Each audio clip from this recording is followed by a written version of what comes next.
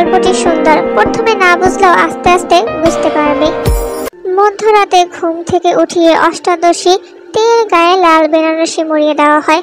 স্বামীর বয়স 50 ঊর্ধ্ব, সহপাঠীর পিতা, লোকের স্ত্রী মারা গেছেন আজ 2 সপ্তাহ হয়নি। তেল অন্তরাত্মা ভয়ে কাঁপছে। হৃৎপিণ্ডের ধুকবুকানির শব্দ তাকে নিমিষে কাবু করছে। কি করবে সে এখন? ভাবতে না ভাবতেই তার মামি হুড়মুড়িয়ে রুমে চলে আসলো। মুখ পড়ি, তুই এখনো বসে আছস? তোর আম্মার আয়েশা বুঝি তোরে তৈরি করব? দয়া করে এমন করো না মামি, আমি ওই লোককে বিয়ে করতে পারবো না, আমি ওই লোককে বিয়ে করব না, দয়া করো। ঘরের সব কাজ আমি আরো ভালো করে করব, তা রহম করো মামি, রহম করো। তে পা ধরে আর্তনাদ করতে থাকে, কিন্তু তার শেষ রক্ষা আর হলো না। তেকে বসানো হলো সোফায়। তে খুঁজছে মামা কোথায়। তো চোখ একটিবার মামাকে খোঁজার চেষ্টা করলো। সে কি তার তেকে রক্ষা করবে না? কিন্তু কেমন করিবা রক্ষা করবে? মামা যে নড়াচড়া থেকে শুরু করে কথা বলার শক্তি হারিয়ে বিছানায় পড়ে আছে। তের চোখ থেকে অজস্র ধারায় জল গড়িয়ে পড়ছে। এদিকে যে লোক তেকে বিয়ে করতে এসেছে সে ভালো জানে সে তেকে মোটা টাকা কিনে বর্ডার পাচার করতে এসেছে নাকি বিয়ে করতে, সেটা তিনিই ভালো জানেন। এলাকার সবাই জানে নারী পাচারের সঙ্গে তার কোনো না কোনো হাত আছে, তবে এখন অবধি কোনো প্রমাণ পাওয়া যায়নি। হয়েছে, এমনিতেই অনেক দেরি হয়ে গেছে, কাজী সাহেব জলদি বিয়ে পড়ান, বউ নিয়ে আমার আবার কুমিল্লাতেই যাইতে হইব, রাতে রওনা দিব। কাজী বলে উঠল, তো বিয়েটা শুরু করা যাক। কাজী সাহেব খুতবা পড়াতে শুরু করলেন। এরই মধ্যে হঠাৎ থমকে গেলেন। সদর দরজাটা একেবারে ভেঙে ফেলার মতো শব্দ করে কারা যেন দরজায় আঘাত করছে। সবাই ভয় পেয়ে যায়। মাঝরাতে কারা এলো আবার? আমি দেখতেছি, একটা লোক বলে উঠল। দরজা খুলতেই বেশ কিছু লোক ঘরে ঢুকে পড়ল। সকলের হাতে অস্ত্র। ডাকাত নাকি ওরা? এবার সকলের ভেতর ভয় যেন বাসা বেঁধে উঠল। হঠাৎ ছেলেগুলোর পেছন থেকে সুঠম এক সুপুরুষ এগিয়ে গেল, স্যুট প্যান্ট পরিহিত। মিজান সাহেব লোকটাকে দেখে কেন জানি আতকে উঠল। সোফা থেকে এক ঝটকায় উঠে দাঁড়ালো। তে এখনো বুঝতে পারছে না হচ্ছেটা কি। ছেলেগুলো সোফা থেকে সবাইকে সরিয়ে দিয়ে ভালো করে তা মুছে দিল। লোকটা এসে সোফায় বসে পায়ে পা তুলল। ছেলেগুলোর মধ্যকার একজন এগিয়ে এসে লোকটির শরীর থেকে স্যুট খুলে হাতে নিল। লোকটি ভাবলেশীনভাবে টেবিলের উপর রাখা মিষ্টির প্লেট থেকে একটা মিষ্টি মুখে দিয়ে জিজ্ঞাসা করলো, তো মিজান সাহেব, জোয়ান মেয়েদেরকে যদি আপনার মতো চাচারাই বিয়ে করে ঘরে নিয়ে যায় তবে আমাদের মতো ভাতিজাদের কি হবে? মিজান সাহেব ভয়ে কাঁপছেন, কারণ তার সামনে যে স্বয়ং জীবন জাঙ্কুক বসে আছে, চেয়ারম্যানের ছোট ছেলে। তবে সে দেশে ফিরল কখন, আর এখানে তার কি কাজ? জবাব দিচ্ছেন না যে? আপনি এখানে আমাকে প্রশ্ন করছেন? না মানে, কাজী সাহেব বিয়েটা চট জলদি পড়ান। বিয়েই তো খেতে এসেছি, তবে মিজান সাহেবের বিয়ে নয়, আমারটা। কাজী সাহেব দিনমোহরটা বেঁধে তাহলে বিয়ে পড়ানো শুরু করেন। মিজান সাহেবের মুখটা ছোট হয়ে এলো। সব তার মাথার উপর দিয়ে যাচ্ছে।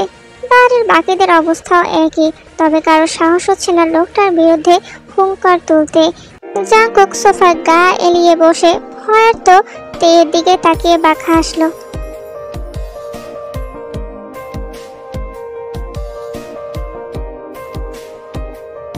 চট জলদি করুন কাজী সাহেব, ভোর হওয়ার আগে তো আমার আবার বাসাটাও সারতে হবে। বিয়ে পড়ানোর পর বিয়ে তো শেষ, এবার আমার বউকে আমি বাড়ি নিয়ে গেলাম। বুঝতে তো পারছেন, এই মাঝ রাতে সদ্য আমার বিয়ে হয়েছে, এখনো বাসরটা বাকি, সেটাও তো সারতে হবে। সবাই হা হয়ে জাঙ্কুকের দিকে তাকিয়ে আছে। সকলের মনে হচ্ছে মাঝ রাতে তাদের বাড়ির উপর দিয়ে কোনো বড় সড়ো ঝড় বয়ে গেছে, অথচ তারা আজ পেয়েও কিচ্ছুটি করতে পারছে না।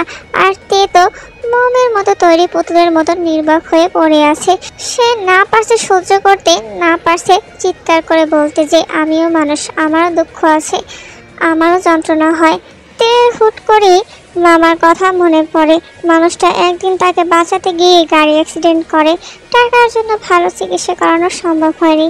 এখন যদি মামার জন্য নিজের সুখ বিসর্জন দিতে না পারে তাহলে সম্পর্কের সাথে বেইমানি করা হবে। মামার চিকিৎসার টাকার কথা ভেবেই তো বিয়েতে রাজি হয়েছিল, কিন্তু এটা কি হলো? গাড়িতে ওঠার আগে মামাকে শেষবারের মতো দেখতে চেয়েছিল তে, তবে জাঙ্কুক দেখতে দেয়নি। তার হাতে নাকি সময় নেই। অন্ধকার রাতে হাজারো স্মৃতি মোড়ানো বাড়িটিকে একবার নয়ন করে দেখলো সে। তারপর শাড়ির সামনে গাড়িতে উঠে বসলো। জাঙ্কুকের কালো মার্সিডিজ, আগে পিছে আরো গাড়ি রয়েছে। অস্ত্র হাতে দাঁড়িয়ে থাকা লোকগুলো সেসব গাড়িতে উঠে বসলো। গাড়ি ছেড়ে দিল। তে জানে না তার গন্তব্য কোথায়, ভাগ্য তাকে কোথায় নিয়ে যাচ্ছে। কান্নাকাটি বন্ধ করো বাল, মেয়ে মানুষের কান্না আমার সহ্য হয় না, খুবই বিরক্তিকর। তোমার তো খুশি হওয়ার কথা, বুড়ো বউ না হয়ে তুমি এই জিওন জাঙ্কুকের আর জিওন ম্যানশনের ছোট বউ হয়েছ। জাঙ্কুকের টান টান গলার স্বর। তে আঁচল দিয়ে চোখের জল মুছে জাঙ্কুকে দিয়ে তাকায়। আপনি কে? আমাকে বিয়ে কেন করলেন? জাঙ্কুক হাতের সিগারেটের শেষ টান দিয়ে জানালার গ্লাস নামিয়ে টোকা মেরে অন্ধকার অজানায় ছুঁড়ে ফেলে। কপাল কুঁচকে জবাব দেয়, কৈফিয়ত জিনিসটা আমি বড্ড অপছন্দ করি। ফার্দার আমায় এভাবে হুটহাট প্রশ্ন করবে না মিসেস জিওন। আর আমি কে সেটা জানানোর জন্যই তো বিয়েটা করলাম। তোমার তো জানার হক আছে তোমার স্বামীকে। ডোন্ট ওরি, আজ না হয় কাল অবশ্যই জানতে পারবে। তে মনটাও ভেঙে আসলো। চেনে না জানে না এমন একটা লোকের সঙ্গে তার বিয়েটা হয়ে গেল। আবার কবে এই বাড়িতে আসবো মামার সঙ্গে এখনো দেখা করতে পারেনি। জাঙ্কুক এক ছটকায় ল্যাপটপ বন্ধ করে তের দিকে তাকায়। এই বাড়ি? এখনো তো জিওন ম্যানশনেই গেলে না, এরই মাঝে এই বাড়ি আসার নাম নিচ্ছ? ভুলে যাও। এই বাড়ির নাম ঠিকানা সব স্মৃতি ব্রেনের স্টোরেজ থেকে পার্মানেন্ট ডিলিট মারো, তা না হলে তোমার ব্রেনটাকে আমি রিসেট মানে কিন্তু নিজের নামটাও ভুলে যাবে মিসেস জিওন। তে খুব ভয় করছে, তবে কেন জানি মনে হচ্ছে তার পাশে বসে থাকা মানুষটা তার নারী নক্ষত্র দেখে এখানে হিসেব কষতে এসেছে। পাক্কা খেলোয়াড় সে। ঘন্টা খানেক পর গাড়ি থামলো জিওন ম্যানশনের সামনে। তে কাঁদতে কাঁদতে কখন যে ঘুমিয়ে পড়েছে তা সে নিজেও জানে না। দুজন মহিলা কাজের মেয়ে ঘুমন্ত থেকে জাগাতে আসলে জাঙ্কুকের বাজের মতো দৃষ্টি তাদের থামিয়ে দেয়। ওর ঘুম যদি কারো শব্দে ভাঙে তবে এখানেই পুঁতে কবর দিব। কারো আর সাহস হয় না ঘুমন্ত তের ধারে কাছেও ঘেরার। জাঙ্কুক আস্তে করে তেকে পাজা কোলে তুলে নিঃশব্দে সিঁড়ি বেয়ে নিজের ঘরটায় চলে যায়। দোতলার সবচেয়ে বড় ঘরটা হচ্ছে জাঙ্কুকের, যদিও এই বাড়িতে তার কম বরং ঢাকায় অবস্থিত নিবাসে তার বেশি থাকা হয়। আর বাংলাদেশে জাঙ্কুক থাকি বা কতদিন, বিদেশি তো তার সব কাজ।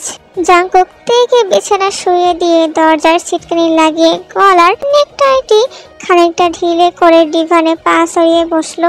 রিস্কির কর্কশটা খুলে গ্লাসে ঢেলে নিল কিছুটা, তাতে দু এক টুকরো আইস কিউব ছেড়ে দিয়ে এক চুমুকে সবটা গিলে ফেললো।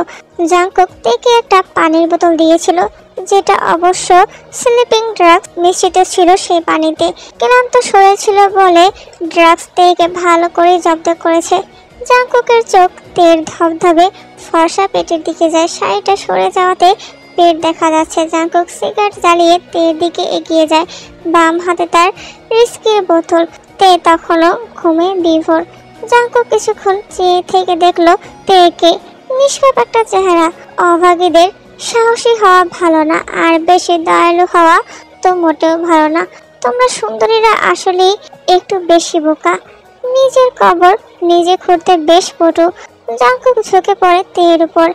এত শান্তিতে তোমাকে কি করে ঘুমোতে দেই বলো, যেখানে তুমি নিজেই আমার ঘুম বরবাদ করে ঘুমাচ্ছ। জাঙ্কুক তার হাতের বোতলটি কাত করে ঘুমন্ত তের মুখের উপর ঢেলে দেয়। ঘুমন্ত তে ধর পড়িয়ে জেগে উঠে। মুখ বুক সবকিছু ভিজে গেছে তের। সরি ডার্লিং, গ্লাস ভেবে তোমার মুখে ঢেলে দিয়েছি। আই মিন এটা। শাড়িটা বদলে আসো। তের ঘুম এক নিমেষেই হাওয়া। কাশতে কাশতে জীবন শেষ। কি বাজে গন্ধ। তে আবারও কান্না করে উঠল। আমাকে ছেড়ে দিন, দয়া করে আমাকে ছাড়ুন, আমি চিরকৃতজ্ঞ হয়ে থাকবো। এসব কি বলছো বউ? আমি তো তোমাকে এখনো ধরলামই না। আমি ধরে তো টিকতেই পারবে না, আর কৃতজ্ঞতার কথা বলছো? জাঙ্কুকের ওসব ছোট লোকের জিনিসের উপর কোনো ইন্টারেস্ট নেই। ওসব তোমার কাছেই রাখো।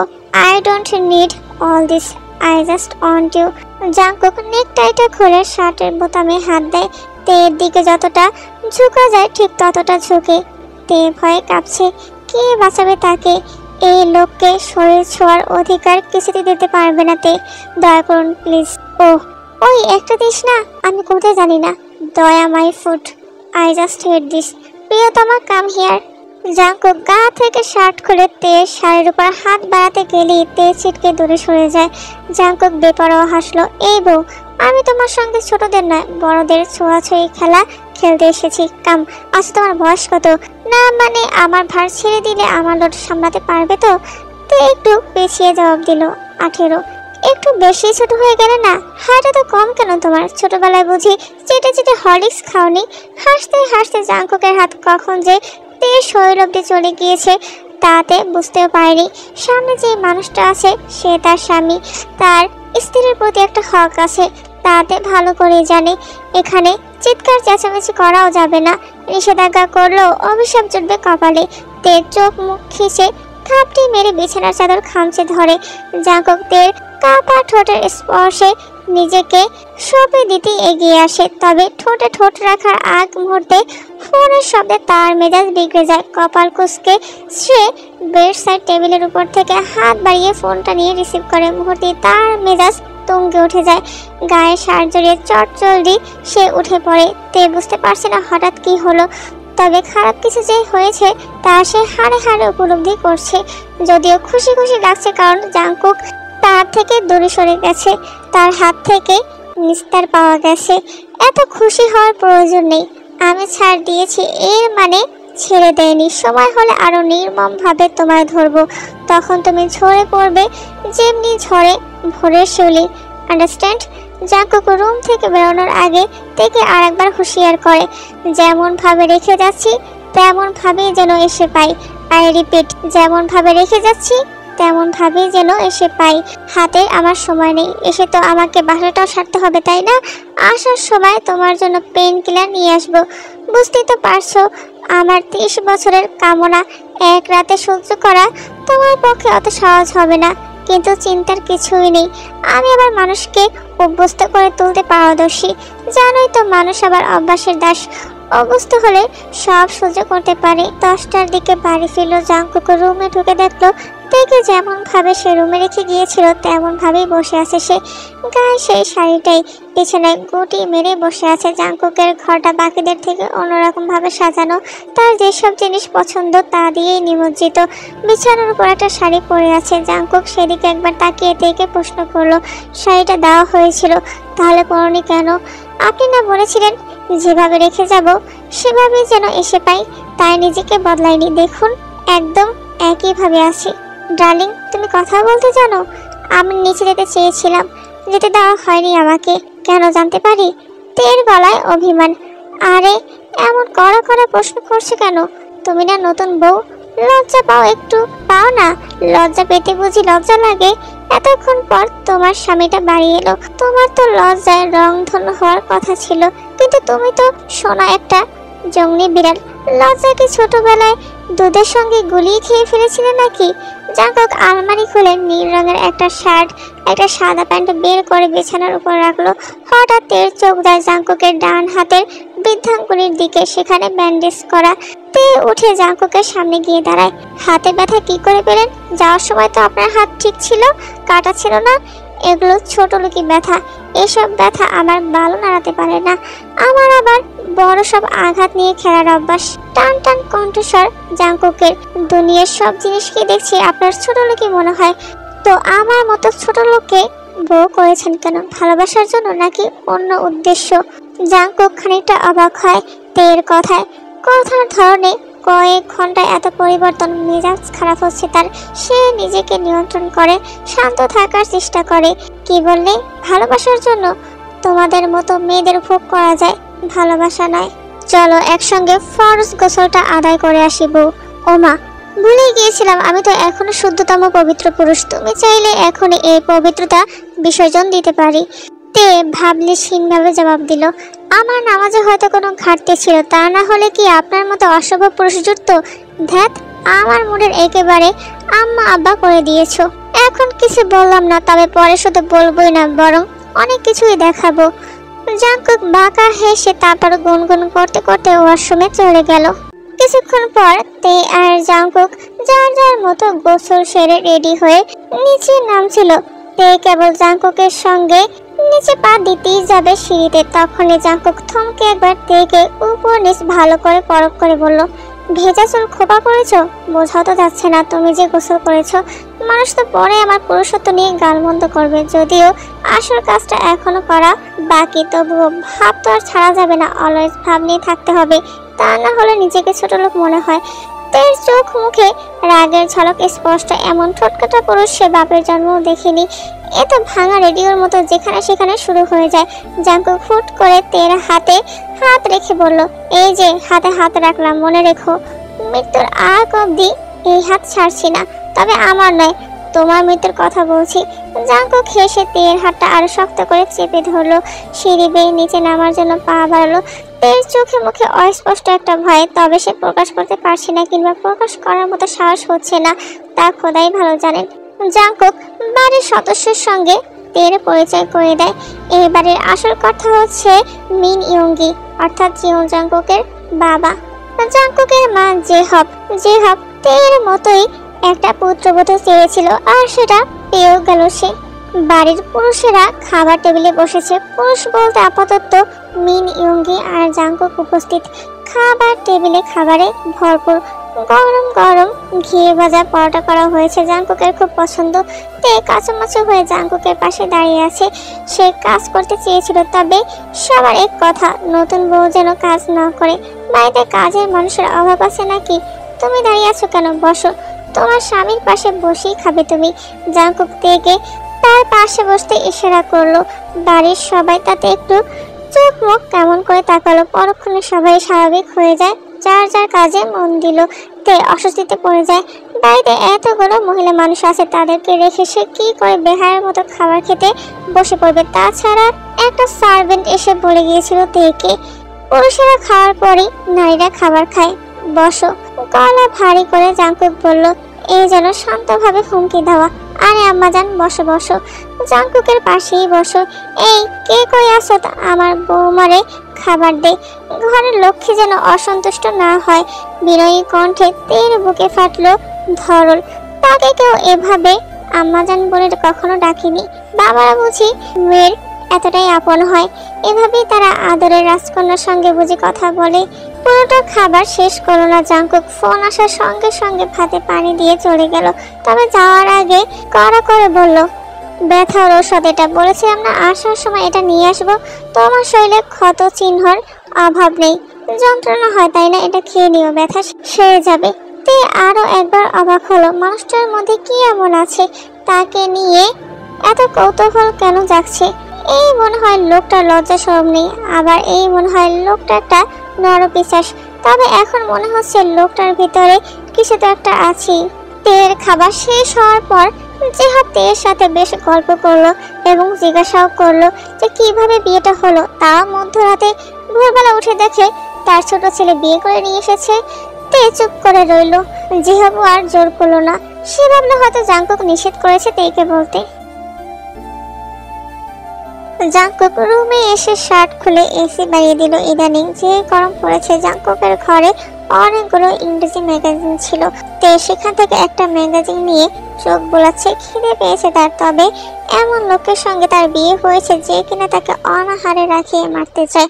মানে লোকটার হাতে ভাতে সব দিক দিয়ে তাকে মারার জন্য বিশেষ প্রস্তুতি নিয়ে রেখেছে। হঠাৎ কাজের মেয়ে রুমে এসে খাবার দিয়ে যায়। তে একবার আর চোখে খাবারের দিকে তাকায়। খাবার দেখে ক্ষুধা আরো বেড়ে গিয়েছে, তবে একটা প্লেট কেন? বউ, এই বউ, খালি কি ম্যাগাজিন পড়ে পেট ভরবে? আসো একটু আদর করে তোমার মনটাও ভরিয়ে দিই। তে আবার অবাক হলো, এটা কি মানুষ নাকি গিরগিটি? একটু আগে নিচে সকলের সঙ্গে কেমন আচরণ করলো, আর এখন পিড়িটি একেবারে গড়ে গড়ে পড়ছে। এত বেহায়া কেন আপনি? আর সকলের সঙ্গে এমন ব্যবহার করছেন কেন? কয়টা রূপ আপনার? আমি শুধু তোমার জন্য বেহায়া বউ, তবে রূপ হাজারটা থাকলেও তোমার জন্য ভালোবাসাটার রূপটাই রেখেছি। এসো না একটু কাছে, মনটা আমার বড্ড ক্ষুধার্ত। জাঙ্কুক গলা ফাটিয়ে গান গায়, আয়না করি ফষ্টি নষ্টি, দেখতে নামটা খেতে মিষ্টি, ট্যাং ট্যাং ট্যাং। তে চেঁচিয়ে উঠে, নষ্টামি না করে গিয়ে ভাত খান। আমার মাথা কেন খাচ্ছেন? খাবারের আকল পড়েছে নাকি? খাবার তো দুনিয়াতে অনেক আছে, তবে আমার বউয়ের থেকে সুস্বাদু দুটো নেই। আসো বউ, আজ তোমাকে খেয়ে একটু টেস্ট করি। চিন্তা করো না, আমি আবার ভালো রিভিউ দিতে পারি। জাঙ্কুক তের ম্যাগাজিনটা হাত থেকে নিয়ে নিল। তে অবাক হয়ে তাকানোর সুযোগও পেল না। এরই মধ্যে জাঙ্কুক তাকে নিজের কোলে টেনে নিল। তের শ্বাস ভারী হয়ে এলো।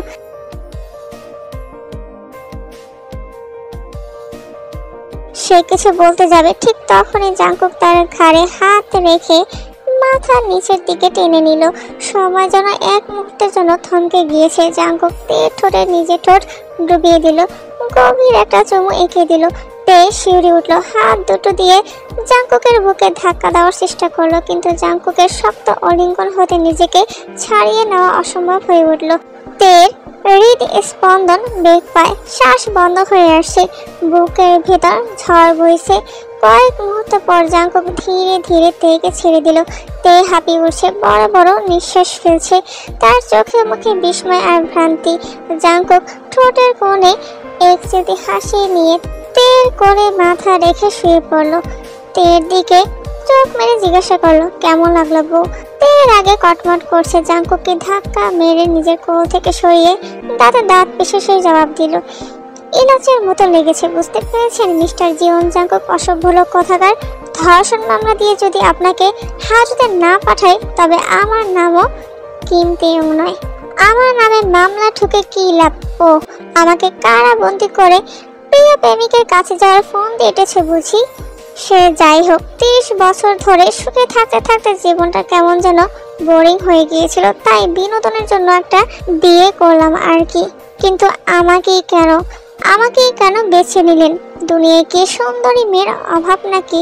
সুন্দরী মেয়ে তো দুনিয়ায় অহরহ আছে, তবে তারা কেউ যে তুমি নও বউ। আমার যে তোমাকেই লাগতো। জাঙ্কুক হেসে উঠল, ধীর পদক্ষেপে এগিয়ে এসে ভাতের প্লেট বাড়িয়ে দিল তের দিকে। ক্ষুধা পেয়েছে, নিজেও খাও, আমাকেও খাইয়ে দাও। তে ঠান্ডা চোখে তাকায়, আপনার নিজের হাত নেই? আছে, তবে নিজের আপন একটা বউ তো আছে। জাঙ্কুকের কণ্ঠে অবজ্ঞার ছোঁয়া এনে বলল, তোমাকে বিয়ে করেছি কি শুয়ে বসে থাকার জন্য নাকি? নিজস্ব সম্পদের যত্ন নিজেকেই নিতে হয়। আজ থেকে আমার সব কাজ তুমি করবে, এমনকি আমার আন্ডার প্যান্টটাও তুমি ধুয়ে দিবে। আর কতকাল নিজের সম্পদ পরের হাতে ধোয়াবো? তে দীর্ঘ শ্বাস ফেলে, যুক্তি এখানে বৃথা। জাঙ্কুকের সাথে তর্ক করা মানেই অর্থহীন। তাই সে কোনো কথা না বাড়িয়ে চুপচাপ ভাতের থালা হাতে তুলে নিল, তারপর জাঙ্কুককে খাইয়ে দিল।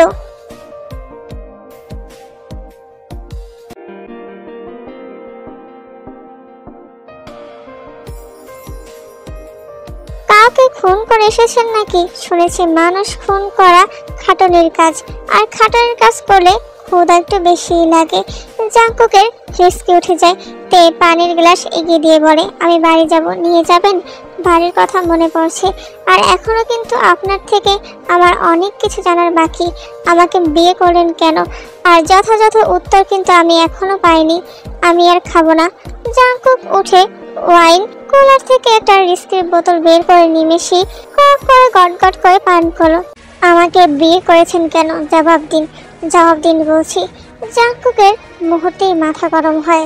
জাঙ্কুক বাম হাতে বোতলটা আরো শক্ত করে চেপে ধরে মোটে ডান হাত দিয়ে তেল গলা চেপে ধরে। হুট করে এমন আক্রমণ বোধহয় আশা করেনি তে। তা সামলাতে না পেরে দেয়ালের সাথে পিঠ ঠেকে যায়। জাঙ্কুকের মুখটা দগ্ধ হয়ে উঠেছে, ঠিক যেমন খড়ের গাদায় জ্বলন্ত মশাল পড়লে আগুন হয়ে জ্বলে ওঠে। তের নিঃশ্বাস নিতে কষ্ট হচ্ছে, ফর্সা মুখটা রক্ত যাওয়ার মতো লাল হয়ে এসেছে, দম বন্ধ হওয়ার পথে চোখ কুটে আসছে। জাঙ্কুক দাঁতে দাঁত পিষে বলল, আরেকবার যদি তোর মুখ থেকে প্রশ্ন বের হয়, তাহলে জবাই করে তোর লাশ আমি রাস্তার কুকুরদের খাওয়াবো। কথাটা যেন কান দিয়ে ভালো মতন ঢুকে। তের চোখ বেয়ে অশ্রু জল গড়িয়ে পড়ছে, গলা থেকে তার আর্তনাদ বেরিয়ে আসছে। আমি মরে যাচ্ছি। জাঙ্কুক ছাড়ে না, বরং আরো শক্ত করে চেপে ধরে। এই বউ, তুমি কি সাপটাপ নাকি, মানে নাগিন? সাপদের মতন এমন চোখ মেলে ঘুমাচ্ছ কেন? তের হুঁশ ফিরে, সে নিজেকে একবার দেখে ভালো করে। কই, তার তো কিছু হয়নি। জাঙ্কুকের দিকে একবার তাকায় সে। জাঙ্কুক কসরত করে, এখন ঘরমুক্ত। স্মিথ মেশিনের সাহায্যে বেঞ্চ এবং শোল্ডার প্রেস করে উঠেছে সে। তে উঠে যায়, চোখ মুখ এখনো ঘোলাটে লাগছে। মুখে পানি দেবে সে। এতক্ষণ সে কি দেখেছে এসব ভয়ানক কল্পনা। সন্ধ্যা হয়েছে সেই কখন। জাঙ্কুক তের পেটের উপর থেকে শাড়ি সরিয়ে শক্ত করে তার কোমর চেপে ধরে উপর হয়ে ঘুমাচ্ছে। গা উদাম, শরীরে কাপড় থাকলে নাকি জাঙ্কুকের ঘুম আসে না, গরম লাগে, গা চুলকায়, অ্যালার্জির সমস্যা আছে, আরো কত কি। আচ্ছা, মেয়েদের কি এসব সমস্যা হয় না? কই, তারা তো এভাবে ঘুমায় না। তের ভীষণ রাগ হয়। তার উপর এই লোক আবার স্বামীর অধিকার দেখাচ্ছে। কি শক্তভাবে চেপে ধরে আছে তার সরু কোমরটাকে। মনে হচ্ছে বাপ দাদার সম্পত্তি। বৈধ স্বামী বিদায় সব সহ্য করছে, তা না হলে জায়গা মতো গুঁতো মেরে বংশের বাতি ফুটিয়ে দিত তে। তে নিজেকে ছাড়ানোর জন্য নড়ে চড়ে ওঠে, তাতে কাজ হয় না, বরং জাঙ্কুক তাকে নিজের বুকে আরো শক্তভাবে গেঁথে নেয়। এর মানে আপনি ঘুমাননি, ইচ্ছে করে এসব করছেন? ছাড়ুন। জাঙ্কুক তের বুকের মধ্যখানি মুখ গুজে জড়ানো কণ্ঠে বলল, আরে বউ, এত নড়াচড়া কেন করো? মিকেরও কাছে নাকি? জাঙ্কুক তের আরো কাছে এগিয়ে আসতেই তের ভয়ে চোখ মুখ খেঁচে আসে। জাঙ্কুক ঠোঁটে ঠোঁট ছোঁয়াতেই যাওয়ার আগেই চিৎকারে মনোযোগ নষ্ট হয় তার। জিয়ন ম্যানশন থেকে কারো কান্নার শব্দ আসছে, আর্তনাদের শব্দ ভেসে উঠছে।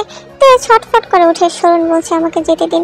জাঙ্কুক বিরক্ত হয়ে তেকে ছেড়ে দিয়ে মুখ গোমরা করে বলে, শালার জনগণ কি আমাকে বাসটা এই জন্মে আর করতে দিবে না? আজকাল দেশে আর ভালো মানুষ নেই রে। মানুষ এখন মানুষ সেবা করতে দেয় না। জানতে চাও? তাহলে শোনো, আজ থেকে আরো 3 বছর আগে তোমাকে দেখেছিলাম আমি। জরুরি একটা কাজে দেশে ফিরতে হয় আমাকে। কাজটা বাজিতপুরে ছিল। সেদিন বাজিতপুরে একটা আগুন সুন্দরী আমার নজর কাড়ে। বিদেশের সাদা চামড়াও যে জাঙ্কুকের দৃষ্টি দখল করতে পারেনি, তার চিত্ত চেতনা দখল করে বসেছিল ওই সেই মেরুন কামিজ পরা সেই কিম তেউং নামের মেয়েটি। তবে কাজ শেষে আমাকে তাড়াহুড়োয় আবারও ডেনমার্ক চলে যেতে হয়। তবে মন থেকে কিছুতেই তো তোমাকে মুছতে পারছিলাম না। বারবার চোখের সামনে তোমার ছবি, বাড়ির সামনের গাছগুলোতে পানি দিচ্ছে মেয়েটা। সেদিন থেকে তুমি আমার নজরে ছিলে। মনে মনে ঠিক করে রেখেছিলাম, বিয়ে করলে তোমাকেই করব, আমার তোমাকেই চাই। শুরু হয় তোমার উপর নজর রাখা। লোক লাগিয়েছিলাম নজর রাখার জন্য। তে আবারও অবাক হলো না, কারণ সে আগে থেকেই জানতো জাঙ্কুক সেদিন রাতে এমনিতেই তো আর বাড়িতে এসে উপস্থিত হয়নি। আপনি কি করে জানলেন আমার বিয়ে মাঝরাতেই হবে? কারণ এই বিষয় তো আমি নিজেই জানতাম না। কারণ মিজান সাহেবের বিয়ের সাক্ষী হিসাবে যে লোক ছিল সে আমারও লোক। তোমার বিষয়ে ওদের পরিকল্পনা জানা মাত্রই আমি ইমার্জেন্সি ফ্লাইটে দেশে ফিরি। এয়ারপোর্ট থেকে সোজা তোমার কাছে যাই। এখনো প্রশ্ন বাকি আছে থাকলে করতে পারো, তবে মনে রাখবে বিগত 3 বছরে যারা জিয়ন জাঙ্কুকের কলিজাটার দিকে নজর দিয়েছে, তাকে কষ্ট দিয়েছে, জিয়ন জাঙ্কুক কিছুতেই তাদের ক্ষমা করবে না। চরম শাস্তি পাবে এক একজন। পরের দিন তে গায়ের শাড়িটার দিকে তাকায়। এটাকে কি রং বলে? পিস্ট কালার। বিয়ের আগে কখনো শাড়ি পরেনি সে। শাড়ি সামলানো যুদ্ধ করার চেয়েও কঠিন। কখন কার সামনে খুলে যায়, সে কি লজ্জা। তের গায়ের রং ফর্সা, আলাদা করে সাজসজ্জার প্রয়োজন নেই। সাজেও না সে। তের চুলে খোপা করা ছিল, কপালের সামনে ছড়িয়ে ছিটে পড়া চুল থাকা চুলগুলোকে সে হাত দিয়ে ঠিক করছে। আর ভাবছে জাঙ্কুক কি সত্যি তাকে ভালোবাসে? ভালোবাসে বলেই কি সেই রাতে সর্বনাশ হতে রক্ষা করেছে তাকে। এরই মধ্যে হঠাৎ শীতল দুটো হাত পেছন থেকে তাকে জড়িয়ে ধরলো। আগুন সুন্দরী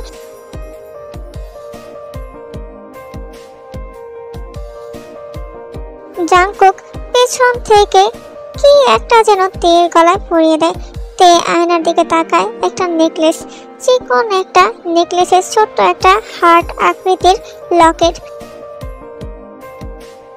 তোমার গায়ের রঙের সঙ্গে স্বর্ণের রংটা মানানসই। দেখো কি সুন্দর, অপূর্ব লাগছে তোমায়। তোমার গলায় যাওয়া মাত্রই স্বর্ণের সৌন্দর্য বেড়ে গেছে মনে হলো। তে পেছনে ঘুরে জাঙ্কুকের দিকে তাকায়। ছেলেদের সবচেয়ে আকর্ষণীয় জিনিস কোনটা? জাঙ্কুককে দেখলো তে। লোকটা সবকিছুই তো আকর্ষণীয়। আমাকে কেন দিলেন এটা? আমার বউকে আমি দিয়েছি, তাতে তোমার কি? কৈফিয়ত দিতে হবে নাকি তোমায়? ছাড়ুন তো। তে বিছানার দিকে যেতে নিলে জাঙ্কুক তাকে আবারও নিজের কাছে টেনে বলে, ধরেছি কি ছাড়ার জন্য? ধরেছি সারা জীবন আগলে রাখার জন্য। আমৃত্য ভালোবাসার জন্য। আচ্ছা, আপনার লজ্জা নেই কেন বলুন তো? একটু লজ্জা করতে শিখুন। লজ্জা? ওইটা আবার কি? হারপিক জাতীয় কিছু নাকি? ওইসব তো বাথরুমে থাকে, আমার মধ্যে কেন থাকবে? কোন দিক থেকে আমাকে বাথরুম মনে হয়? ছোট লোক বউ, মজা করছেন না? তুমি চাইলে এক্ষুনি মজাটা শুরু করতে পারি। Do you want? No need, but I need ও। জাংকুক তের গালে নিজের ঠোঁট ছুঁয়ে দেয়। কেঁপে উঠল তের ভিতরটা। কি করছেন? ছাড়ুন বলছি। জাংকুককে ধাক্কা দিয়ে সরিয়ে দেয় তে। তুমি শুধুই আমার তে। কখনো যদি আমার থেকে দূরে যাওয়ার চিন্তা মাথায় আনো তবে খোদার কসম জবাই করব তোমাকে। নিশ্চয়ই তুমি আমার হাতে জবাই হতে চাও না? তেকে পাজা কোলে তুলে বিছানায় শুয়ে দেয় জাংকুক। তারপর শার্টের বোতামে হাত দিয়ে বেহায়ার মতো হেসে বলে, আমাকে বেহায়া বলছো না? চলো তোমাকে আজ বেহায়া পড়ার ডেমো দেখাই প্রিয়তমা। আজকে বাসর করতে না পারলে আমি কিন্তু মদ খাওয়া ছেড়ে দেব প্রিয়তমা। জাংকুকের কণ্ঠে অদ্ভুত দৃঢ়তা, তের চোখে স্পষ্ট ভয়, শরীরে কেমন যেন অদৃশ্য কাঁপুনি অনুভব হচ্ছে তার। ভীতু কণ্ঠে সে বলল, কাছে আসবেন না। এমন একটা কিক মারবো না একেবারে ডেনমার্ক গিয়ে পড়বেন। আরে বউ, হানিমুনে ডেনমার্ক যেতে চাইছো সেটা সরাসরি বললেই তো হয়। এমন কিক ফিকের কথা বলে বোঝানো লাগে নাকি? আমি কিন্তু মার্শাল আর্ট জানি। তোমার বালের চুং চাংফু আমার কিচ্ছু করতে পারবে না। জাংকুক গায়ের সাদা শার্টটা খুলতেই উন্মোচিত হয় তার সুঠাম বুকটা। তে সেদিকে তাকায় না, এখন তাকালে আরো বিপদ বাড়বে। জাংকুক প্যান্টের পকেট থেকে পেন কিলারটা বের করে বিছানা রেখে বলল, পেন কিলারকে এখন থেকে নিজের সঙ্গী করে নাও প্রিয়তমা। একে সারা জীবন তোমার কাজে লাগবে, কারণ এখন তো যন্ত্রণা পাওয়া কেবল শুরু। মৃত্যুর আগ অব্দি তোমাকে ক্ষত সহ্য করতে হবে, দহন সহ্য করতে হবে, আর সবচেয়ে বড় কথা জীবন জাংকুককে সহ্য করতে হবে। ঔষধ দিয়েছি শরীরের ব্যথা সরানোর জন্য, মনের ব্যথা তো জাংকুক নিজেই।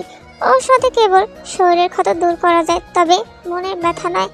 আই রিপিট, জীবন জাংকুক তোমার সেই ক্ষত যা কোনো ঔষধে সরানো সম্ভব নয়। এটা পার্মানেন্ট। তে মুক্তির জন্য ধস্তাধস্তি করছে, তবে পুরুষ মানুষের শক্তি যে এত বেশি তাতে ধারণা ছিল না।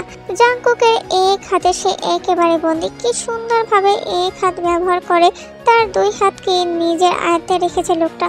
উফ, তুমি বেশি নরো। তে এবার সহ্য করতে না পেরে গর্জে উঠল, দেখুন আমার কাছে আসলে আপনাকে আমি খুন করব। তের চোখের উপর চুলগুলো ছড়িয়ে ছিটিয়ে রয়েছে। জাংকুক তের গালে হাত বুলিয়ে চুলগুলো চোখের উপর থেকে সরিয়ে বলল, লিখবো তোমার হাতে আমি আমার মরণ। জাংকুক ধরলাম না, শুইলাম না, তবু চিৎকার। ও মাই গড! জাংকুক কথা না বাড়িয়ে তের কপালে একটা আলতো চুমু দিয়ে দেয়। আক্রমণে সেখানে কেবল সবটা জুড়ে আছে মাতাল করা তৃষ্ণা। তে পাথর হয়ে যায়। আচ্ছা, সে এমন করছে বা কেন? হুট করে তেকে এমন স্তব্ধ হয়ে যেতে দেখে জাংকুক নিজেও কিছুটা ভুরু কুঁচকায়। ছবেন না আমাকে, আমি আপনাকে ভালোবাসি না। জাংকুক মুখ তুলে একবার তের দিকে তাকালো, তার চোখে আগুন জ্বলে উঠল। চেহারার দ্বিতীয় মুহূর্তেই স্নান হয়ে গেল। দাঁতে দাঁত পেশে তের গাল চেপে ধরল সে। আঙুল গভীরভাবে ঢুকে গেছে কোমল গালের মধ্যেখানি। তুই শুধু আমার, তোকে কেবল আমি স্পর্শ করব।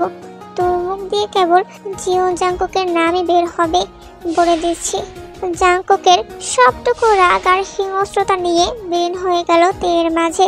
মেজাজ গরম হওয়ার জন্য তার একটা কথাই যথেষ্ট। তে সেই একটা কথা বলে সবটা নষ্ট করে দিয়েছে। এখন 30 বছরের হিংস্র ক্ষুধার্ত সিংহের হাতে মরতে হবে তো তাকে। তের চোখ দিয়ে অশ্রু বইয়ে পড়ছে, তবে শেষে আর সে বাধা দেয়নি। জাংকুক তার স্বামী, তার জীবনের বৈধ পুরুষ, তবুও ফুল চোখের পানি ফুরাচ্ছে না জাংকুকের। সেদিকে কোনো খেয়াল নেই। খেয়াল থাকবেই বা কেন? শিকারি কি তার শিকারকে কখনো ছাড়ে? শিকারীর মনে মায়া থাকতে নেই, মায়া থাকলে কি পেট চলবে?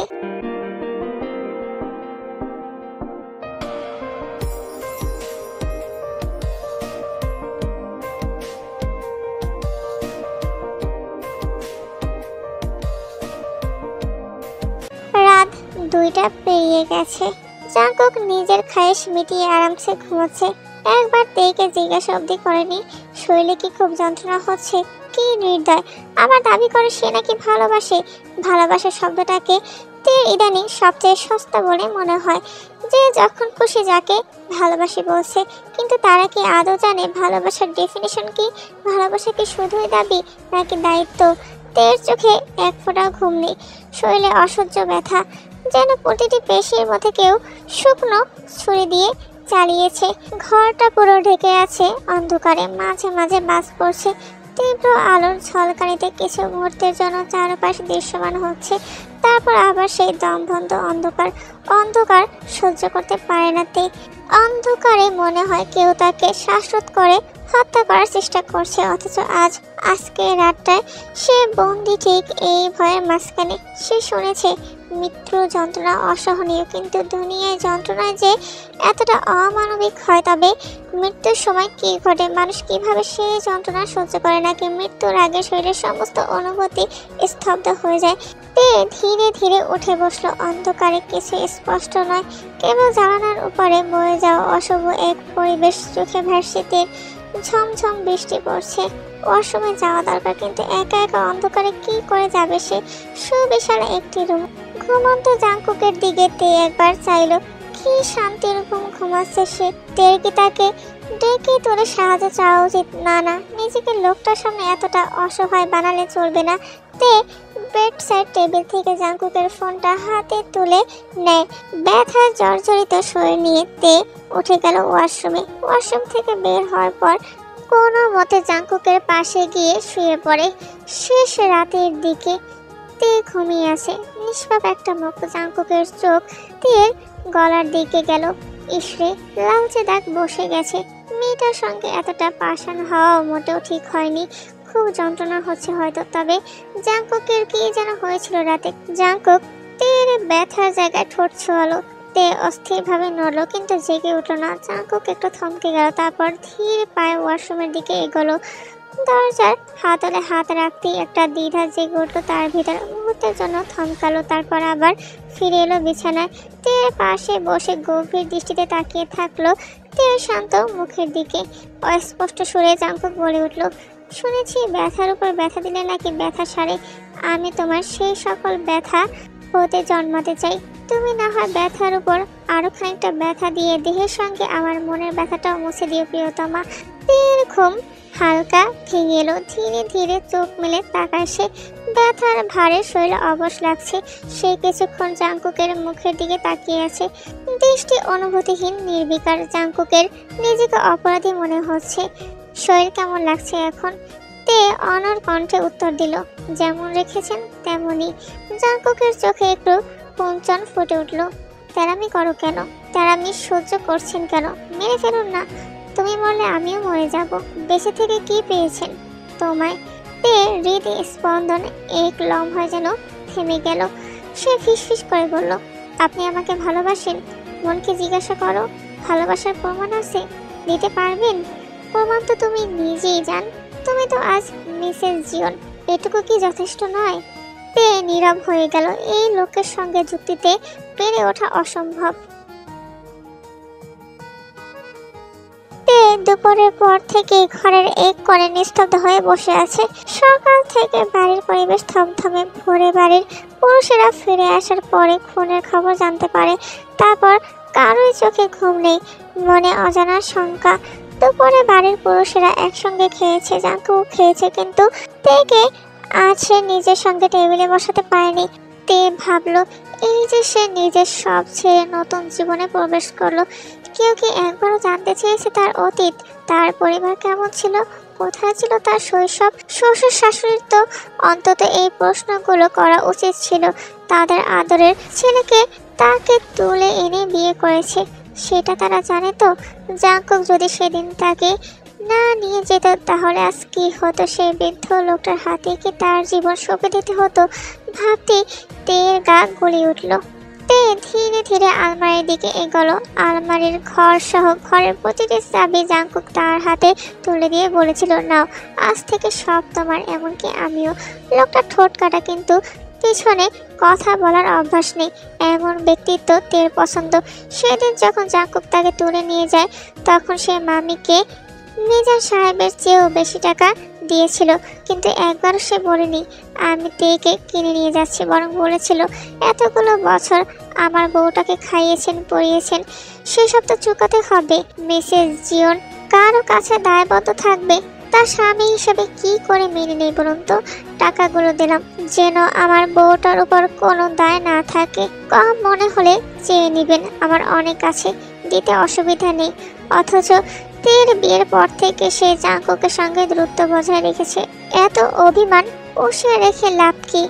অনাথদের কি অভিমান মানায়? তাদের রাগ করতে নেই, জেদ ধরতে নেই, শুধু মেনে নিতে হয়। মেনে নিতে পারলে জীবন সুন্দর। তের চোখের সামনে ভেসে উঠল বাড়ির স্মৃতি, তার নিজের বাড়ির স্মৃতি। বাজিতপুরে সে অট্টালিকা আর শুধুই ধ্বংসস্তূপ। বংশের অস্তিত্ব মুছে গেছে, এক রাতে সব শেষ হয়ে গিয়েছে। বিয়ে বাড়ি পরিণত হয়েছিল সুখের বাড়িতে। যদি সেদিন তেও আগুনে পুড়ে ছাই হয়ে যেত, তাহলে হয়তো এই দুনিয়ার যন্ত্রণা তাকে বইতে হতো না। দুনিয়া জাঙ্কুকের নীতির মতো, যা দেয় তার চেয়েও বেশি কেড়ে নেয়। তে আলমারি দরজা খুলল। আলমারি সাজানো দামি পোশাক, প্রসাধনী, অলংকার, এসব সে কখনো আগে দেখেনি। জাঙ্কুক সত্যি যদি তাকে ভালো না বাসতো তাহলে এত কিছু করতো কেন? আজকাল শুধু দায়িত্বের খাতিরে কেউ এত কিছু করে না। এই বাড়িতে আসার পর মনে হচ্ছে তার নতুন জন্ম হয়েছে। আদৌ কি এটা তার পূর্ণজন্ম, নাকি সবাই কেবল একটা স্বপ্ন? স্বপ্ন কেবলই ছলনা হয়, আর ছলনা মানেই ভয়। আগুন সুন্দরী তে চমকে উঠে পেছনে ফিরে তাকালো। জাঙ্কুক দরজায় দাঁড়িয়েছে, টলমল করছে। মদের গন্ধ এতটাই তীব্র যে শ্বাস নিতে কষ্ট হচ্ছে। মদ খেয়ে কি অবস্থা করেছেন, পুরোই মাতাল হয়ে গেছেন। জাঙ্কুক হঠাৎ তের হাত টেনে নিজের কাছে নিয়ে এলো, বুকের সঙ্গে জড়িয়ে বলল, আমার মদে মাতাল করে না, করেছে তোমার কাজল কালো চোখ দুটি। কি তীক্ষ্ণতার চাহনি, কি তার তেজ! আমায় মাতাল করার জন্য তোমার চাহনি যথেষ্ট। এভাবে তাকেও না, ঘায়েল হয়ে যায় তো। তে একদম স্থির হয়ে গেল। জাঙ্কুক তার ঠোঁটে হালকা পরশ বুলিয়ে দিল। পরশ বুলিয়ে নিজের অধিকার ঘোষণা করলো, তোমার চোখ আমায় মাতাল করে, হিয়া করে বেকুল। আমি প্রেমের স্রোতে ডুবে মরি, পাই না একুল ওকুল। তে ধাক্কা দিয়ে নিজেকে ছাড়িয়ে নিল। মুখে একটা কঠিন ভঙ্গি এনে বলল, ডুবে মরার আগে ব্রাশ করে মরবেন প্লিজ। পারলে গায়ে একটু পারফিউমও লাগাবেন। মদের গন্ধে তো আপনার প্রেম প্যান্টের ফুটো করে পালাবে। জাঙ্কুক কিছুক্ষণ হতবাক হয়ে তের দিকে তাকিয়ে থাকলো, তারপর দ্রুত নিচের দিকে তাকালো। কই, চেন তো লাগানোই আছে, তাহলে বউ তার ফুটো পেল কই থেকে? বউ বউ ডাক পারি, বউ আমার কারবারি, আয় রে বউ বুকে আয়, তোর স্বামীরে মশাই খায়। জাঙ্কুক মশারি টাঙ্গাতে টাঙ্গাতে ছন্দ কাটছে। তে ডিভানে শুয়ে ম্যাগাজিন পড়ছে। একটু পর পর আবার জাঙ্কুকের তামাশা দেখছে। সন্ধ্যাবেলায় কেউ মশারি টাঙায়? তার ধৈর্যের বাঁধ ভেঙে গেল। আপনাকে মশারি টাঙাতে কে বলেছে? জাঙ্কুক স্বভাব সুলভ হাসি ছুড়ে দিয়ে বলল, আরে সাদা মুলা, মশারি না টাঙালে তো আমাকে মশায় খেয়ে দিবে, তখন তোমার কি হবে? আমি নিজেকে হেফাজত করছি জাস্ট ফর ইউ। তোমার মতো এক পিস থাকতে আমার রক্ত মশাই কেন চুষে খাবে? বলো বউ, বলো বলো। বুঝলাম না, ভালোবাসা দেখালেন নাকি খোঁচা মারলেন? তে ভোরু কুসকে বলল, খোঁচা? ওইটা আবার কি জিনিস? দেখাবো, আমি তোমাকে ভাতেও মারবো না, কথায় মারবো না, আমি তোমায় ভালোবাসা দিয়েই মারবো। ওসব খোঁচাখুচি আমার পোষায় না। তে বিরক্ত হয়ে ম্যাগাজিনের পাতা উল্টালো। আচ্ছা, আপনি কাজ কি করেন? শুধুই কি ব্যবসা? এই ব্যবসায় এত লাভ? আপাতত তোমাকে আদর করা ছাড়া আমার আর কোনো কাজ নেই। মস্করা করবেন না, বিষ ধরে গায়ে, মরে যাই আপনার এসব কথা শুনলে। জাঙ্কুক মশারি ফেলে তের কাছে এগিয়ে এলো। এক ছটকায় তেকে কোলে তুলে বিছানার দিকে পাড়ে জমালো। তে ধস্তাধস্তি করছে, তা দেখে জাঙ্কুক হেসে গান ধরলো, মরবে না মরবে না, রাধে মন্ত্র ভালো জানি, দু একখানা ঝাড়া দিয়ে বিষ করিব পানি। তের বিরক্তি আরো বেড়ে গেল। জাঙ্কুকের এই নাটকীয়তা যেন শেষই হচ্ছে না। তবু সে চুপ করে আছে, হয়তো নাটকের পরবর্তী অংশ দেখার জন্য। মশারির কাছে যেতেই রোম্যান্সের ছন্দপতন। মশারির ভিতরে ঢুকতে গিয়ে জাঙ্কুকের মুড একেবারে ফুস। এই ঘোড়ার ডিমের মধ্যে বউকে কোলে নিয়ে সে কি করে ঢুকবে। রাগে সে এক হাত দিয়ে তেকে শক্ত করে বুকের সঙ্গে চেপে ধরে, অন্য হাত দিয়ে টেনে হিচড়ে মশারি ছিঁড়ে। তে এতক্ষণ জাংকুককে হাজারটা কথা শুনিয়ে চুপ হয়ে গেছে। জাংকুকের চোখের দিকে চেয়ে আছে সে, লক্ষণ ভালো ঠেকছে না। জাংকুক তের পাশে ধপাস করে শুয়ে পড়ল।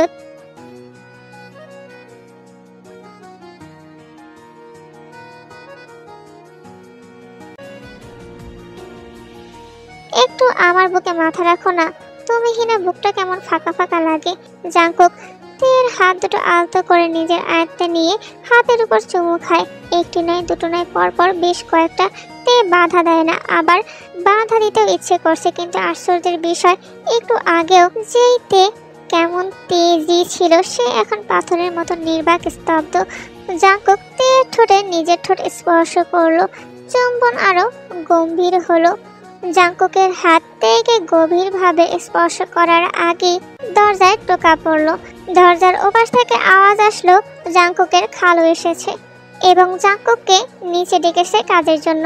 মুহূর্তেই জাংকুকের মুখ তিত হয়ে গেল। রোম্যান্সে বাধা আবারও। প্রভাতের নির্মলা আলোয় তে স্নান সেরে উজু করে নামাজ আদায় করলো।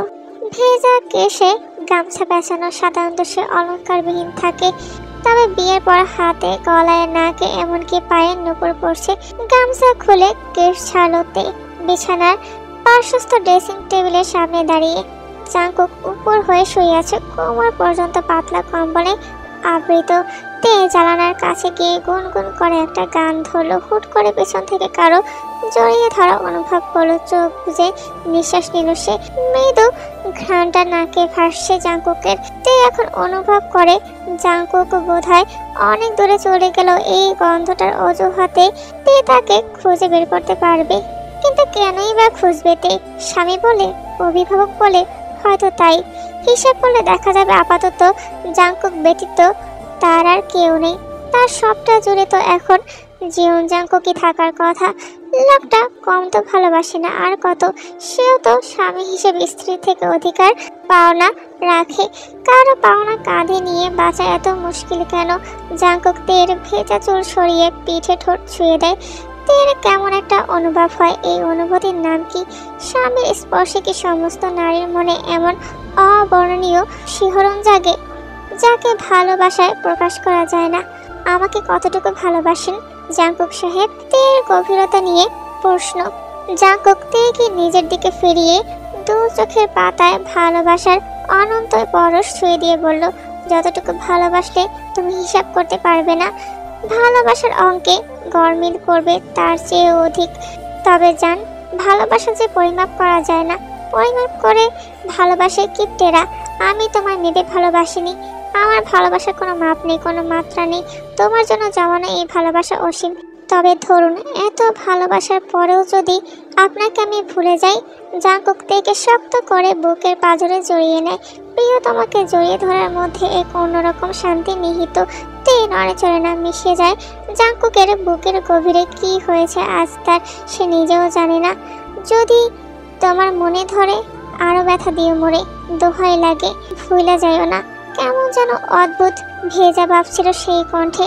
জাংকুকের কি কষ্ট হচ্ছে তার অর্ধাঙ্গিনীর মুখ থেকে এমন কথা শুনে? তার কি অন্তর পড়ছে? তে দীর্ঘ শ্বাস ছাড়ে। এবার বাস্তবতায় ফেরা উচিত তার। যা তার জীবন থেকে চলে গেছে তা ভুলে সৃষ্টিকর্তার দেওয়া নিয়ামতকে এবার গ্রহণ না করলেই নয়।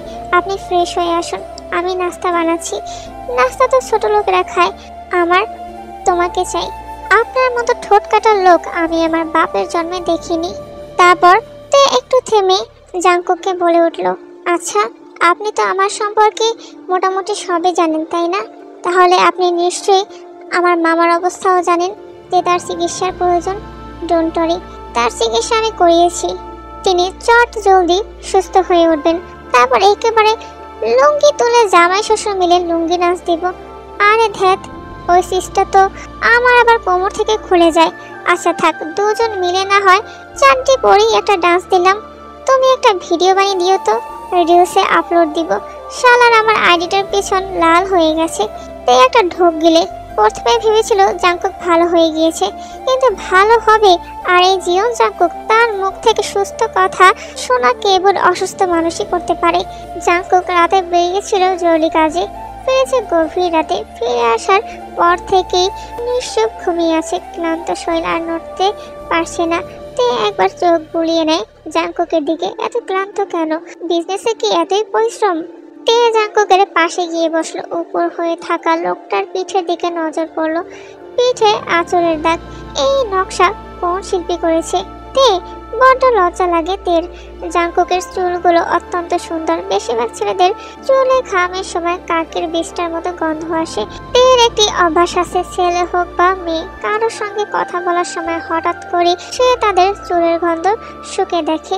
আগে এই অভ্যাসের মাধ্যমে বন্ধুদের সূচনা করতো সে। যাদের চুল থেকে সুন্দর ঘ্রাণ আসতো তাদের সঙ্গে বন্ধুত্ব করতো তে।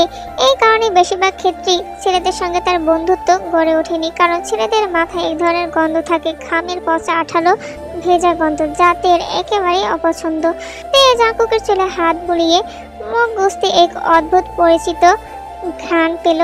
তে উঠতে যাবে তার আগে জাংকুক নড়ে চড়ে উঠল। লোকটার ঘুম পাতলা। যে বাড়িতে সে আছে সেখানে চোর আসতে সাহস পাবে না। জাংকুক সোজা হয়ে শোয়।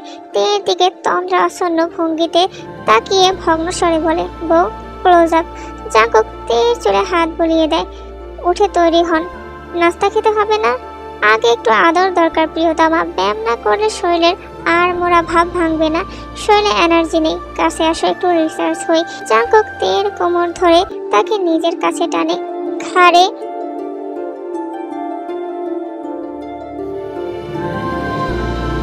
মুখ ডোবানোর আগে হঠাৎ দরজা খুলে যায়।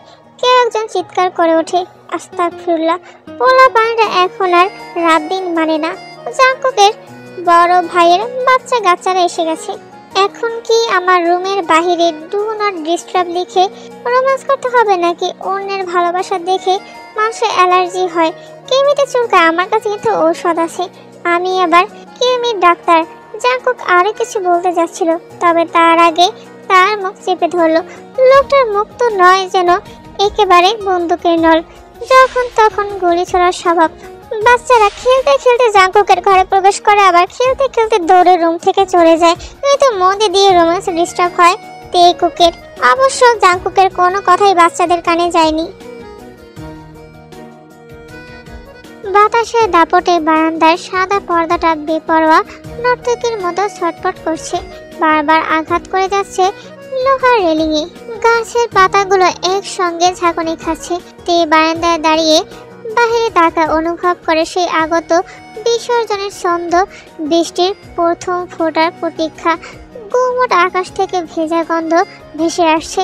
আবারও জানালার দরজা প্রচণ্ড শব্দে বাড়ি খায়, যেন শেষবারের মতো হুঁশিয়ারি দিচ্ছে বৃষ্টি নামছে, আবার বৃষ্টি নামবে। মিতালি ভাত দিয়ে গিয়েছে, খাইয়ে দিব। জাংকুক কোনো জবাব দেয় না, মুখে বলেছে মাথা ধরেছে, অথচ ল্যাপটপ কোলের উপর নিয়ে এক নাগাড়ে কাজ চালিয়ে যাচ্ছে। আঙুলগুলো এক মুহূর্তের জন্য থামছে না। জবাব দিচ্ছেন না কেন? উঠুন, আমি আগে মশারি টাঙাই। দিয়ে জাংকুকের দিকে এগিয়ে আসতে হঠাৎ বজ্রপাত হয়, সঙ্গে প্রবল দমকা হাওয়া। বাতাসের ছটপটায় তার বাহুর উপর থেকে আঁচড় সরে যায়, কিন্তু তে সেদিকে খেয়াল নেই। বারান্দায় কাপড় আছে, ভিজে যাবে, একটু নিয়ে আসবেন? এই ভয়ানক আবহাওয়ায় ওখানে যেতে ইচ্ছে করছে না। জাংকুকের চোখ অনেক আগে ল্যাপটপের পর্দা ছাড়িয়ে তের দিকে চলে গেছে, তবে তার দৃষ্টি পড়েছে অন্যখানে। তের ডান বাহুতে ফর্সা নরম চামড়ার উপর নখের গভীর দাগ বসে আছে। কতটা শক্তি প্রয়োগ করলে এমন দাগ পড়ে? নখ গেঁথে গিয়ে রক্ত জমে। জাংকুক শুষ্ক গলায় ঢোক গিলে বলল, নিজের কাজ নিজে করো। তে থমকে যায়। জাংকুকের এমন রুক্ষ স্বর সে আগে কখনো শুনেনি। জাংকুক তার সঙ্গে এমন করে কখনো কথা বলে না। দাঁড়িয়ে আছো কেন? যাও। তে চোখ সরু করে তাকায়, তারপর নিচু স্বরে বলে, আপনি দেখছি বহুরূপী। জাংকুক বাঁকা হেসে বলে, তুমিও বহুরূপী হয়ে দেখো, দেখবে দুনিয়া তোমার কথায় নাচছে। শখ নেই, কিন্তু তুমি তো আগ থেকেই বহুরূপী মিসেস জিয়ন। তে ভুরু কুঁচকায়, কিছুক্ষণ স্থির দাঁড়িয়ে থেকে এক মুহূর্ত দেরি না করে বারান্দার দিকে পা বাড়ায়। বারান্দায় পা রাখতে বৃষ্টির প্রথম ফোঁটা এসে গায়ে পড়ে। তের বৃষ্টি ভালো লাগে। রাতের বেলা বজ্রপাত তাকে শিহরিত করে। তবুও বৃষ্টির প্রতি তার আকর্ষণ অমলিন। বৃষ্টি দেখলেই স্পর্শ করতে ইচ্ছে করে। রেলিং এর বাইরে হাত বাড়াতেই বর্ষার নরম স্পর্শ তার আঙুল ছুঁয়ে যায়। কিন্তু এইখানে বেশিক্ষণ দাঁড়ানো যাবে না। বারান্দার রশিতে টাঙানো কাপড় ভিজে যাবে, আর ভিজে যাবে সে নিজেও। হঠাৎ আকাশ ভেদ করে নেমে আসে বিজলির ঝলকানি। এক মুহূর্তের জন্য চারপাশ আলোকিত হয়ে উঠছিল, আর সেই আলোয় তার দৃষ্টি আটকে যায় পুকুরের দিকে।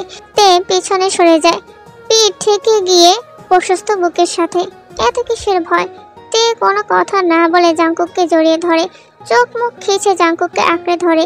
তের হাতের মুঠোয় জাংকুকের সাদা শার্টের অংশ পরক্ষণে ছিটকে এক পা পিছায়। জাংকুক গম্ভীর, কথা না বলে তেকে টেনে সে বুকে জড়িয়ে নেয়।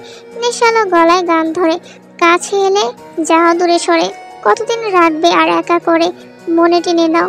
বৃষ্টির ছিটকে আসা জলের পরিমাণ ধীরে ধীরে বাড়তে থাকে। দুটো দেহ আবারও ভিজে যায় ঠান্ডায়। তের ছোট্ট দেহ কাঁপছে, জাংকুকের সেদিকে কোনো খেয়াল নেই। সে শক্ত করে চেপে ধরে তের ডান হাতের বাহু। ব্যথায় আবারও মৃদু আর্তনাদ গলা থেকে বেরিয়ে আসে তের। জাংকুক কথা না বলে ব্যথার জায়গায় ঠোঁট রাখে, তবে শীতল চুমুর মাধ্যমে পরশ ছোঁয়াতে নয়, বরং হিংস্রতা নিয়ে সেখানে দাগ বসাতে। তের চোখে আপনা আপনি জল চলে আসে, তবু সে প্রতিবাদ করে না, ঠায় দাঁড়িয়ে থাকে। তার চোখের কোণে জমা জল জাংকুক দেখেনি, দেখবেও না। জল তো বৃষ্টির ফোঁটায় মিশে যাচ্ছে। বৃষ্টি তের চোখের জলকে আড়াল করে দিচ্ছে বারবার। জাংকুকের হাত তের শাড়ি ভেদ করে কোমর ছুঁয়ে যায়। তে অনুভব করে জাংকুকের নিঃশ্বাস তার ঘাড়ে স্পর্শ করছে। তার হৃদস্পন্দন দ্রুত হয়ে ওঠে, কিন্তু সে কোনো প্রতিবাদ করে না। জাংকুকের হাত ধীরে ধীরে তের কোমর থেকে উপরে উঠে আসে, তার পিঠ বেয়ে ঘাড়ের কাছে পৌঁছায়। তে চোখ বন্ধ করে জাংকুকের স্পর্শ অনুভব করে। হঠাৎ জাংকুক তের মুখের দিকে ঝুঁকে আসে, তার ঠোঁট তের ঠোঁটের কাছে এসে থেমে যায়। তে চোখ খুলে জাংকুকের চোখের দিকে তাকায়, সেখানে এক অদ্ভুত আকর্ষণ দেখতে পায়। জাংকুক ধীরে ধীরে তের ঠোঁটে চুমু খায়, তাদের মধ্যে গভীর সম্পর্কের সূচনা হয়। আদৌ ভেজা শৈলী জাংকুক তেকে কোলে তুলে নেয়, বারান্দা থেকে বেরিয়ে রুমে এনে বিছানায় শুয়ে দেয়। গায়ের পানিতে বিছানা ভিজে যাচ্ছে, তবুও কারো সেদিকে কোনো খেয়াল নেই। তের সারা শব্দ নেই, শুধু শ্বাস প্রশ্বাসের আন্দোলন বাড়ি খাচ্ছে জাংকুকের কানে। জাংকুকের তৃষ্ণার্ত ঠোঁট জোড়া তের সংস্পর্শে এসে নিয়ন্ত্রণ হারায়। দুজোড়া ঠোঁট মিলিত হয় গভীর অলিঙ্গনে। তের বাধা দেওয়ার তাড়া নেই, তারাগুলো আজ কোথায় গুম হয়ে গিয়েছে। তে নিজের আবদার বোঝাতে জাংকুকের কাঁধে হাত মিলিয়ে জড়িয়ে ধরে জাংকুককে। সময় পেরিয়ে যায় বেশ কিছুক্ষণ। বজ্রের শব্দে কেঁপে ওঠে তে। জাংকুক তাকে পরম আদরে গভীর অলিঙ্গনে আবারও জড়িয়ে ধরে। মেয়েটার ঘাড়ে গলায় উষ্ণ স্পর্শে বেসামাল করে তোলে। হঠাৎ করে জাংকুক তের উপর থেকে নিজের ভারী দেহটা উঠিয়ে নেয়। তের সাহস নেই ওই নেশা ভরা চোখের দিকে তাকানোর। সে তাকায় না। জাংকুক গা থেকে ভেজা শার্ট খুলে নিচে ছুঁড়ে ফেলে। পরনে এখন তার কেবল কালো ট্রাউজার। তাকাও জান, আমার দিকে তাকাও। তে তাকায়। জাংকুক তের হাত নিজের বুকের উপর রাখে। তে জাংকুকের অনাবৃত বুকে স্পর্শ দিতেই জাংকুক তার হাত ধরে নেয়। সে তের উপর ঝুঁকে পড়ে। শিওর তো? না হলেও আজকে ছাড়ছি না বউ। তে জবাব দেয় না। জাংকুক গম্ভীর গলায় বলে, নীরবতা কিন্তু সম্মতির লক্ষণ আগুন সুন্দরী।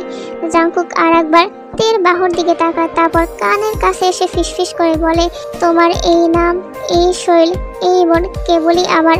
এখানে অন্য পুরুষের প্রবেশ নিষিদ্ধ। কেউ যদি প্রবেশ করার চেষ্টা করে, কসম বুক ধ্বংস করে ফেলবো সব। আমাকে খুনি হওয়ার সুযোগ করে দিও না কখনো।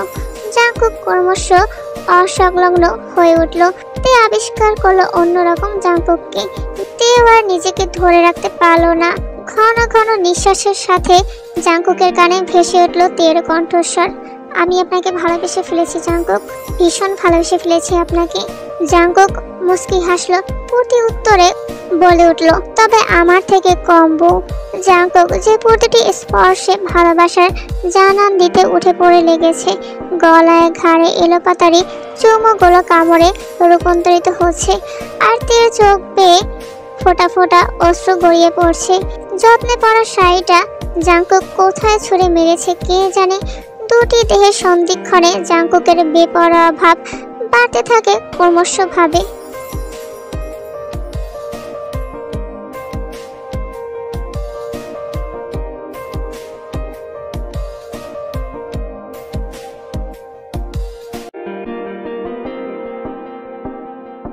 আর এভাবেই কাটতে থাকে তেকুকের সুখের জীবন।